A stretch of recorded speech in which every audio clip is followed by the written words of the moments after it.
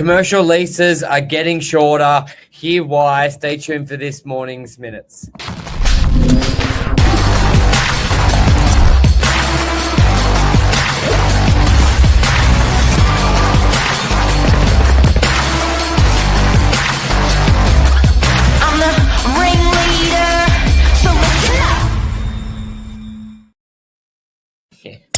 Good morning, everyone. Welcome to Morning Minutes. Myself, Michael Burgio, Josh Wapshott, episode 1707. Commercial leases are getting shorter. Who carries the risks? Is this a good thing for the marketplace? What are the owner's considerations? Josh, interesting topic, this one. We even just talking before, there was many avenues to consider. What stemmed this conversation, we're chatting with John in the office, and Josh and I do a lot of leasing as well. A lot of historically in entering a commercial lease would be 3 or 5 year commitment, but more so now than ever, the demand for 6-month leases, 12-month leases is getting stronger and stronger. And we just want to talk through why that may be, benefits. Josh, what are you seeing out there, specifically on the demand side for these shorter lease terms? Yeah, definitely. Definitely seeing it a lot more than usual. Majority of tenants, like a lot of the inquiry, whether it's new cafes, industrial, a lot of small shop fronts, a lot of those are tending to be on the shorter side, 1 to 2 years max. Storage units, you're looking 3 to sort of 6 months. Tenants quite hesitant to lock in long term at the moment, not knowing what's in front of them in terms of the economy and business itself out there. Generally, the only ones that I've really seen longer leases are your bigger gyms or maybe your bigger businesses that have multiple locations. They tend to be your guys that are sort of over that 3-5 year period in terms of establishment. But yeah, solely those bigger leases where we're looking at long term. Majority of the other inquiry I'm dealing with is generally an initial term, short, 1 year, and then they might have an option period behind it to obviously give them that ability to lock in longer term. But yeah, a little bit scared jumping in head first and locking themselves into long initial leases up front is what I'm seeing. How about you, Birch? And I think a key definition would be let the people know commercial is very different to residential. Residential is very relaxed to break a lease. The penalties are quite minimal. You could do a 10-year lease and still have to give like 4 weeks notice to get out. The easiest way to think of commercial leasing, it's like your phone bill. You're locked in for your 3 years or you pay it out.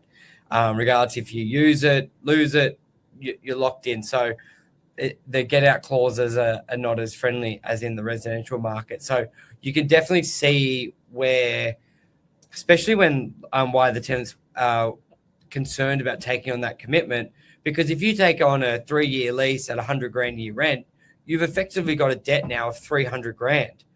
That's got to be paid off if you use it or if you open your doors or you don't. So, and a lot of the time it's your name on it. There's big liabilities. In theory, in paper, you could lose your house effectively. If your name's on the lease, that debt accrues. But that's another topic to go down if that's even enforceable, or the reality of that's enforceable with guarantees. But that is the risk and why tenants are wanting only those shorter leases and that financial commitment. But we were talking before of where the hesitancy from landlords would be to enter into that short-term lease. And we were just sort of working out the numbers of basically before the owner starts really seeing rent, what's the cost of finding that tenant? Do you want to run through some of those financial considerations, which is why an owner may not agree to only a 6-month rent because how much it's costing them to find that tenant, and they rather keep it empty for another 6 months to hopefully find a tenant for 3 or 5 years. Yeah, looking on the small side, we ran 2 examples, one at 50, one at 150 in terms of lease per annum. And the numbers pretty much stacked up for a full year of income on that site that the owner had to pay in expenses before they would receive anything. And as an example, or example of these expenses, you've got obviously the rent, an expectation of, let's say, a 6-month vacancy period until you find that tenant. Obviously, you've got that holding cost, you've got marketing campaign, you've got a leasing agent that then charges 10% on your annual. So there's 10% as soon as you find your tenant. You might have incentives with that new tenant. So if they're coming in wanting to do a fit out, you might have a further 3 months, 6 months, could be a couple of weeks, but further incentives to realize there. Legal documentation, cleaning, repairs, rates, insurance, holding costs, outgoings, etc. So on a $50,000 shop, or an asking of $50,000 per annum shop for lease, looking about $60,000 of expense, which pretty much eats up that entire initial 1 year. And it's almost the same for that $150,000 shop. You're looking at about $170,000 in expenses. So you're looking at a year and some change with those expenses before a landlord starts to see any real return in their pocket. And that's probably why we've always had the historically those longer leases in commercial. And you made a really good point for landlords to take away. Even though it's a lot better to negotiate with the tenant that you have already, even if they are asking for $5,000 off the rent, sometimes you got to swallow your pride and your ego and be like, okay, if I don't take that, I'm going to lose a full year's rent in finding a new tenant. And even though you may not be happy with the rent reduction, if they've been a good tenant paying rent, like that's the other thing. It's not only the burden, like the risk of a year to find the tenant, the risk of them lasting longer than a year, the risk of them paying the rent on time. Like you just got some numbers on the success rate of businesses lasting longer than 1 year, 2 years, 3. Do you want to run through some of those? Yeah, and that's what exactly I was going to go to next. Like keeping that tenant for this reason. Not only do you need to find it, but you need to obviously ensure the tenant stays put and is there to stay. So this is straight from the ABS data. New businesses between 75% and 80% survive a year. That drops to 60 to 65. That's 75. So 35. So there's a 35% chance the tenant 25. that you just 25% chance. Yeah. So of the tenant you just spent a year's way, like income to find, may not be there the next year. You put 4 tenants in, one of those is going to die essentially from that data. So that now you're in the hole for 2 years. Exactly. Okay. So yep. Surviving 2 years, 60 to 65%. We drop to 3 years, it's pretty much a 50-50. Drop to 5 years, you're looking about 40 to 45%. And then anything that's been operating for 20 years or still operating after 20 years, it's generally about 15 to 20%. So, you've got 10 businesses, 2 would be lucky to survive over that 20-year period.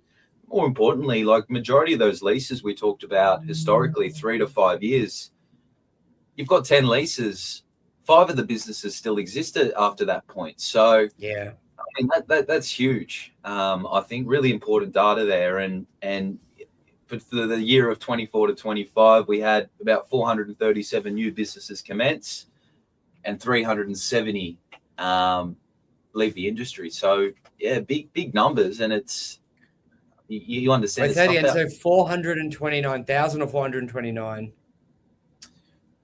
437,000 new businesses, and then 370 businesses exited the market. So you've got about a 50-60 surplus, but that's good. At least it's in a surplus. I think that Jim Chalmers did this, and he was like, after his tax change, we've had the biggest boost in new startup businesses across the ATO, but there's a massive difference between new business and GST registrations. Generally, you count a GST registered business as a properly operating business. Sometimes it might be restructuring that we see count as a new business of an existing structure. So, from the figures out there, it looks like, and you can sort of see it. Obviously, it's tough out there for these tenants, and especially just with cash flow. I think cash flow is king, and as you start a new business, forget about the fit out. You've got council. You're waiting back. You're working with a town planner.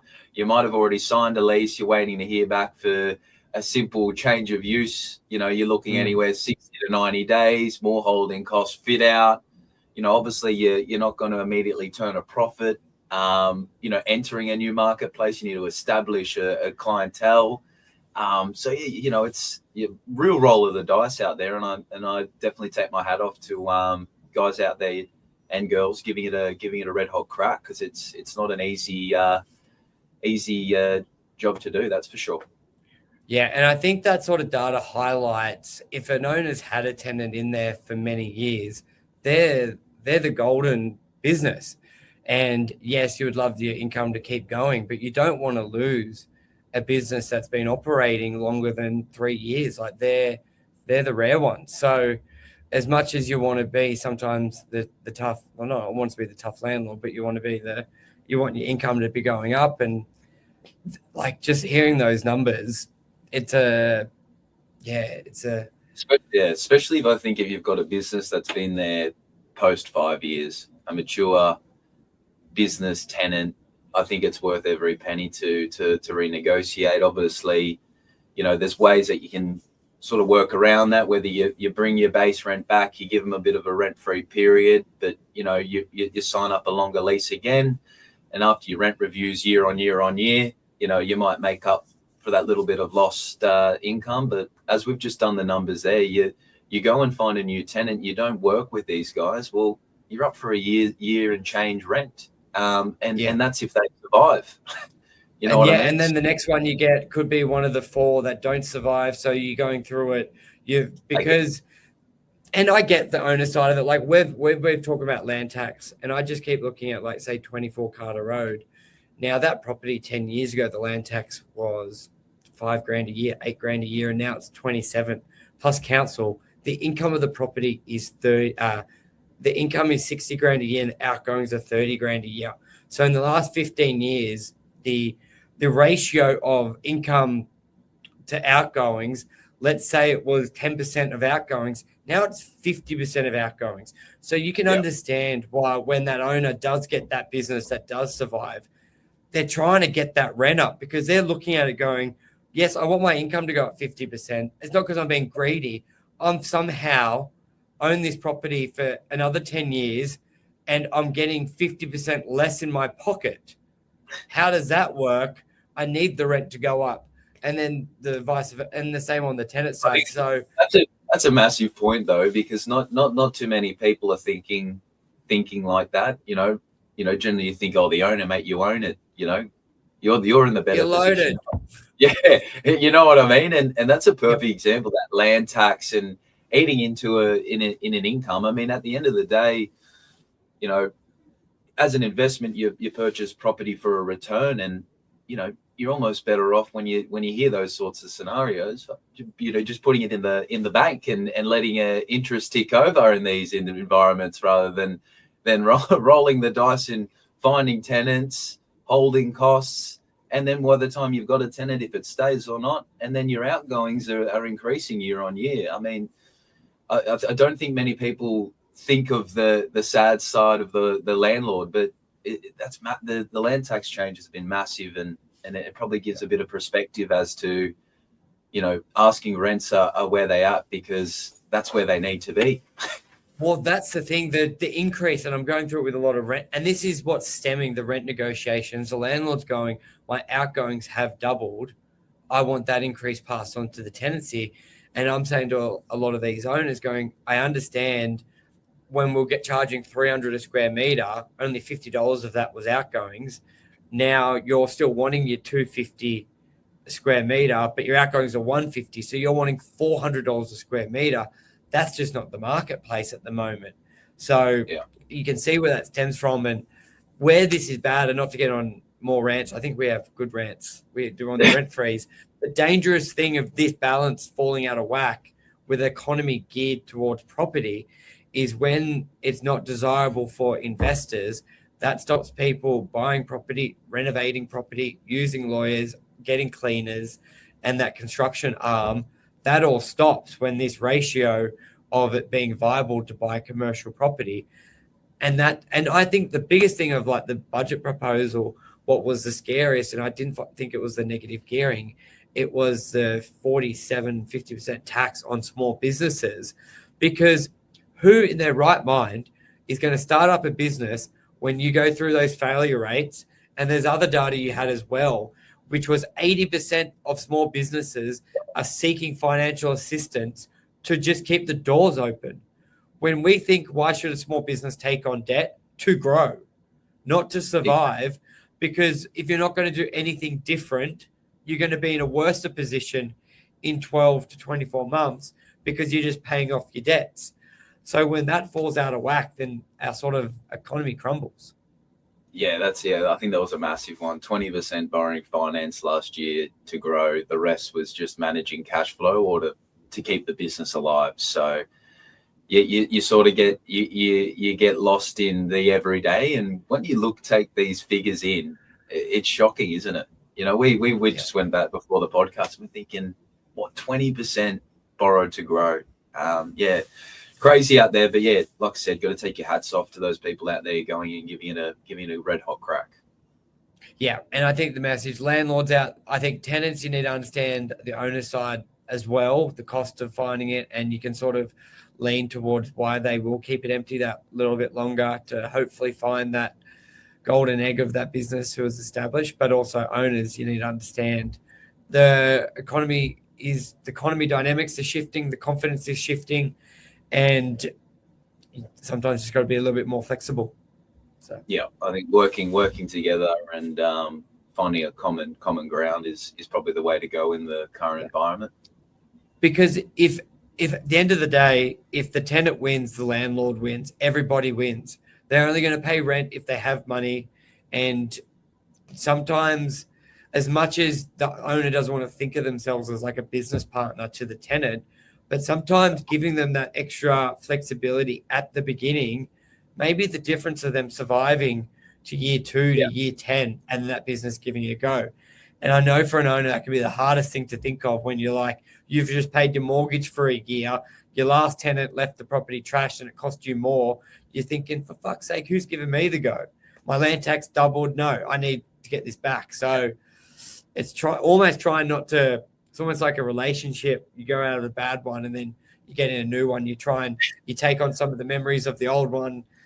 You got to try not to do that. Think of everything as a blank slate. Give them a fair crack. And hopefully you've got a landlord that does have a bit of flexibility. They may have owned it for a long time and they don't have that bank pressure that they can give you a crack. And a lot of the time that's the tenant selling themselves. You don't think of applying for a rental property as like a business application, but if you do present it that way, then you may be able to get some more flexibility from an owner if you sell them the dream to give you a crack. So yeah.